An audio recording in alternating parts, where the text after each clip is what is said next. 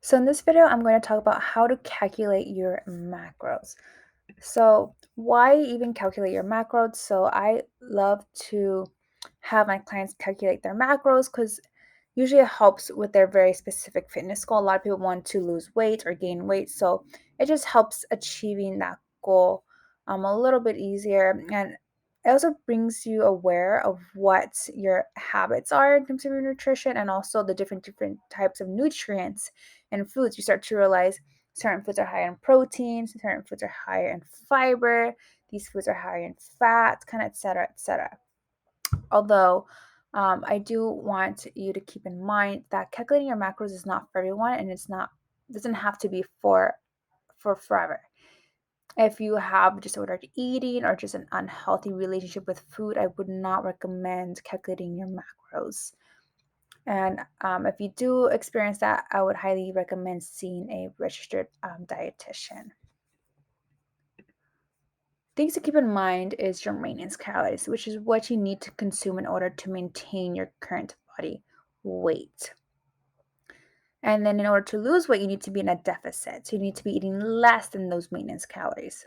And vice versa, if you're trying to gain weight, you need to be eating more than your maintenance calories if you want to gain weight or gain muscle. So some key terms: total daily energy expenditure is how many calories you burn in a day, which includes your exercise. So because you're exercising, you also need to eat just a little bit more depending on how much you exercise. And then you have your basal metabolic rate, which is how many calories your body burns at rest, meaning just what your body needs in order literally just to survive. So there's different methods for calculating maintenance calories. These three are very simple, and this is why we recommend you guys use one of these methods. You just find out which one works for you.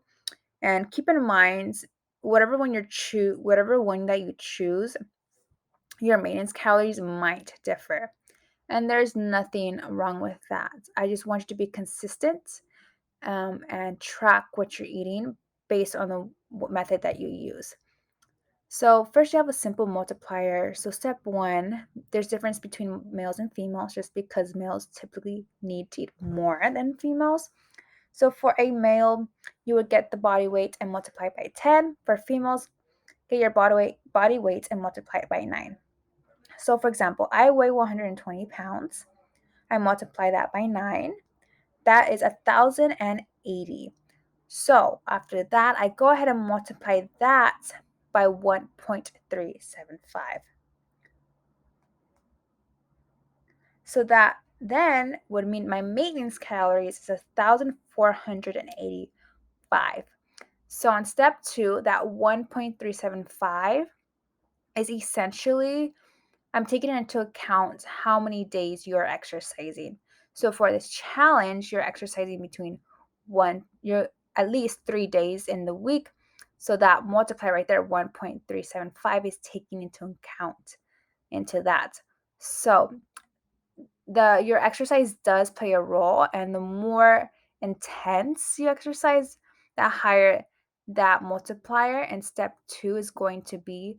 But I'm going to be realistic because I know many of you are, even many of my clients don't push themselves as much as they say they do. So that's why I always use 1.375 first and then add calories later if needed. Okay. Hopefully that makes sense. And on another thing you can do is also use an online calculator. I like using this calculator here, tdeecalculator.net.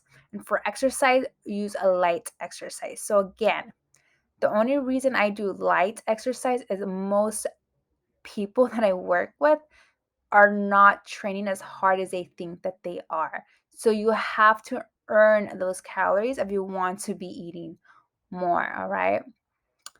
And last one is tracking your food intake. So again, you would get MyFitnessPal. MyFitnessPal is a application that I like to use for calculating calories and the one that I'm most familiar with and I recommend for my clients to use. And you would track everything you consume for 2 weeks. And then after that, you would take the average of those 2 weeks, and then that would be your maintenance calories. So let's say you add up all the calories, let's say For 1 week, you divide the calories that you ate, divide that by 7. Okay, that would be your maintenance calories, for example. I just say track for 2 weeks so you have more numbers to work with and take the average of that, if that makes sense. If you need help with that, just reach out and let me know. And so you have your maintenance calories. How much do you consume for your goals? So remember what I said earlier. If your goal is fat loss, you need to be in a deficit. So you should subtract about 150 to 500 calories from your maintenance. Keep in mind, the lower the better, just because of sustainability. Okay. If you want to lose a significant amount of weight, let's say you want to lose 50 pounds, you have to be realistic on how long it took you to put that on. Okay, it's not realistic for you to lose 50 pounds sustainably and keep it off in 1 month. If you want to keep the weight off, you got to be realistic and go with a lower number. Okay, so you can start with subtracting 150 first, do that for a few weeks, for example. And then as you plateau, meaning you don't, you stay at a number to scale, then you can go ahead and subtract more calories, if that makes sense. Okay. And then the opposite for muscle building. So you would add 150 calories to 500 calories from your maintenance calories. Okay. And as a beginner, you can actually eat close to maintenance and do both, where you lose fat and build muscle at the same time. So what I mean by being a beginner is that you have no experience with actual, weightlifting. You've been maybe inconsistent, on and off for months. Then that would classify you as a beginner versus if you're consistently weightlifting for at least 6 months or more. And so, what about the macronutrients? So, you have protein, carbs, and fats, which you should have learned about in the previous videos. So, for protein, my rule of thumb is to consume about zero point 0.8 to 1 gram per pound of your goal body weight. So, let's say I weigh currently 120 pounds, okay? I want to lose weight. Let's say I want to reach 115 pounds. I can multiply that by 0.8 times 0.8, and that would give me 92 grams of protein. That is the minimum amount of protein, okay? So 92 all the way to 1 gram per pound of body weight, so 92 to 115 grams would be the range if I want to lose weight, okay? Versus if I want to gain weight, let's say I weigh 120 pounds, I want to be 125 pounds, I would multiply the 125 by 0.8, and that would give me 100 grams, if that makes sense. Okay, so it is different if you want to lose or gain weight. Keep in mind, you do want your protein to be higher when you're in a deficit because you want to maintain as much muscle as you can. Okay. And for carbs and fats, it really depends on you as an individual. Would you rather have a higher carb diet? Or would you rather have a higher fat diet? It's really up to you. You just want to keep in mind that you never want to go lower than 10% of any macronutrient unless advised by a doctor or a registered dietitian, just because of how crucial these macronutrients are to your body and its functioning as well. Okay, just keep that in mind. So you calculate your maintenance calories, you have your macros. And your macros you can also put in MyFitnessPal, where you can change it so you can put 50% protein, 20% fats, and 30% carbs, for example. Okay, so now you have all your maintenance calories, you have your macronutrients down. Now what? You be consistent.